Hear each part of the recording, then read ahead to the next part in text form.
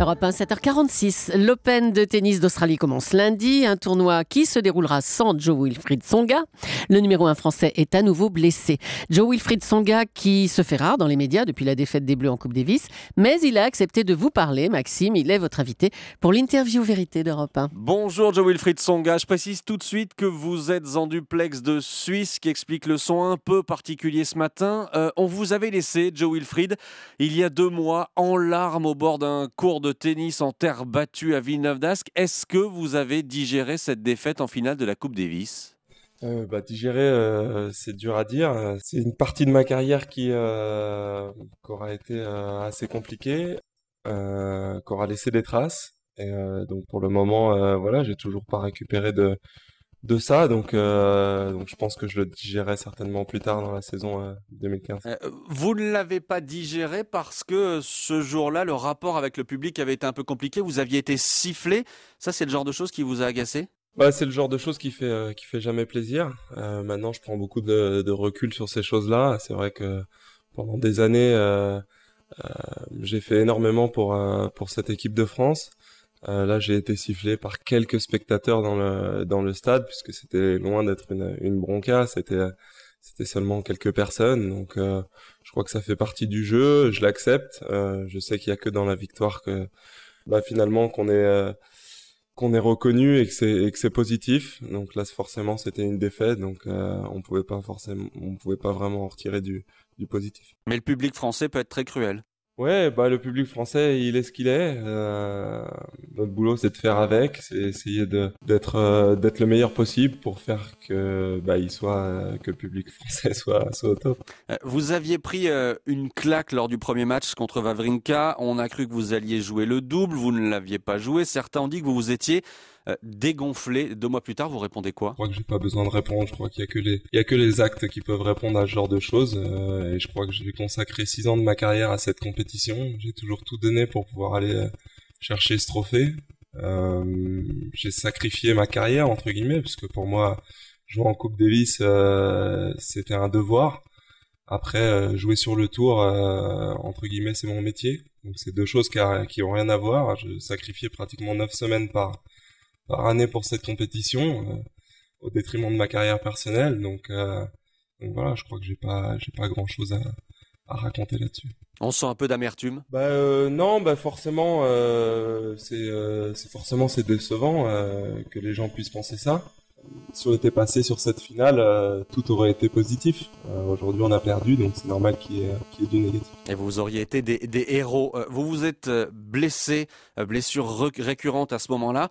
Est-ce qu'avec le recul, vous vous dites que vous n'auriez pas dû participer à cette finale ? En sachant tout ça, évidemment que j'aurais jamais dû jouer ces finales, comme j'aurais jamais dû jouer Bercy, comme j'aurais rien dû jouer à partir du mois de septembre pour avoir le temps de guérir de cette blessure et être d'attaque pour la saison 2015. Juste après la finale, Yannick Noah avait dit qu'il aurait pu, lui, faire gagner cette équipe de France, votre équipe. Il a clairement laissé entendre qu'on ne vous avait pas trop poussé à fond, vous, les joueurs. Qu'est-ce que vous répondez à ça ? Maintenant, on est passé sur autre chose. C'est vrai que ça fait pratiquement 15 ans qu'on le voit pas sur les cours. Beaucoup de choses ont évolué, beaucoup de choses ont changé. Et quelque part, il nous connaît pas vraiment. Il connaît pas nos caractères, donc c'est difficile d'entendre ces choses-là après coup, parce que pour nous, on dit toujours, s'il sentait qu'il y avait quelque chose qui allait pas, on aurait adoré qu'il vienne nous voir un peu avant. Mais bon, moi j'adore la critique, je crois que ça m'a toujours fait avancer d'ailleurs. Et ça aurait été génial que ça vienne avant. C'est comme ça. On l'a dit, vous êtes blessé, vous êtes en pleine convalescence en ce moment.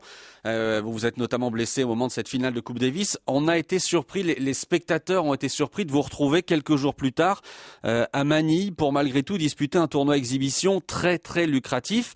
Est-ce que vous comprenez que le public soit un peu décontenancé ? Je crois que il faut pas tout mélanger. Moi, je joue au tennis. Au départ, c'était ma passion quand j'étais jeune. Et puis, à un moment donné, j'ai dû faire des choix dans ma vie et j'ai dû choisir que ça devienne mon métier. Et comme je disais tout à l'heure, je crois que jouer en équipe de France, pour moi, c'est un devoir. Par contre, jouer au tennis, c'est mon métier. Ensuite, pour ma carrière personnelle, moi, je savais très bien que l'Australie, c'était mort parce que j'avais, entre guillemets, tué toutes mes chances de pouvoir guérir assez vite. Et donc voilà, au niveau professionnel, c'était très intéressant pour moi d'aller là-bas, évidemment.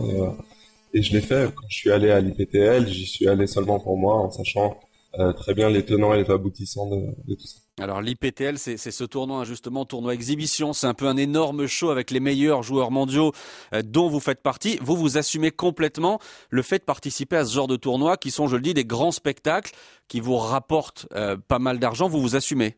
Bien sûr que je m'assume. Des fois, j'ai souvent envie de retourner les questions, par exemple à d'autres sportifs, en disant voilà, quel sportif ne fait pas ça? Enfin, je veux dire, on fait tous notre métier. Vous serez d'aplomb quand? Est-ce que vous allez nous refaire rêver cette année, que ce soit en Coupe Davis ou ailleurs, à Roland-Garros par exemple? Vous serez d'aplomb quand, Joe Wilfried? Bah, j'espère que je serai d'aplomb le plus vite possible. J'avoue que je suis pas un spécialiste de la médecine. On a quand même notre petite idée, puisqu'il y a quand même, enfin, les médecins ont toujours des tranches pour ce genre de blessures, qui sont entre 1 mois et demi et 2 mois et demi en général. Donc voilà, j'espère que moi je vais récupérer encore plus vite que ça, mais en tout cas je prendrai plus de risques. L'objectif c'est que je démarre ma saison 2015. J'ai encore une question. On a souvent l'image de tennisman un peu dans leur bulle, un peu protégé. Mais comment est-ce que vous avez vécu les jours terribles que vient de traverser la France? Bah pour moi ça a été un choc. C'est pour ça que souvent je prends le tennis avec énormément de recul, parce que pour moi il y a des choses bien plus graves, bien plus importantes même que le tennis. Ça a été difficile. Moi j'aime mon pays, multiculturel comme il est. Je viens d'un couple mixte. Pour moi la mixité c'est l'avenir, et toutes ces choses-là, bah ça me fait beaucoup de mal. Donc j'espère que les gens vont réagir d'une manière très positive et très constructive, et puis qu'on va se sortir de tout ça, et qu'on va avancer et vivre encore mieux ensemble. Merci Joe Wilfried Tsonga d'avoir accepté de répondre à nos questions ce matin sur Europe 1 en duplex de Suisse. Pardon pour la qualité de la liaison, qualité technique qui a été un petit peu difficile ce matin. Merci encore à vous, Joe Wilfried Tsonga.